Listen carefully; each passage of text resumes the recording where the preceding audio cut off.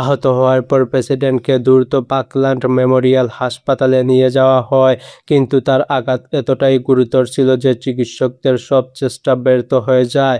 দুপুর 11টায় president John F কেনেডিকে মৃত ঘোষণা করা হলো। অন্যদিকে গভর্নর জন ক্রনালি চিকিৎসার পর সুস্থ হয়ে ওঠেন। এরপর প্রেসিডেন্ট কেনেডির মরদেহ পাকল্যান্ড হাসপাতাল থেকে লাভ ফিল্ডে নিয়ে যাওয়া হয় এবং এয়ারফোর্স ওয়ানে তোলা হয়। দুপুর 2:38 আরেকটি হত্যা চেষ্টার আশঙ্কায় এয়ারফোর্স ওয়ানের ভিতরেই আশ্রয় নিয়ে লিন্ডন বি জনসন প্রেসিডেন্ট পদের শপথ গ্রহণ করেন। তার পাশে দাঁড়িয়েছিলেন জ্যাকলিন কেনেডি, তখনও তার পোশাকে রক্তের দাগ লেগেছিল। শপথ পাঠ করান মার্কিন জেলা আদালতের বিচারক সারা হিউজেস। এর প্রায় 1 ঘন্টা আগেই পুলিশ একজনকে গ্রেফতার করেছিল।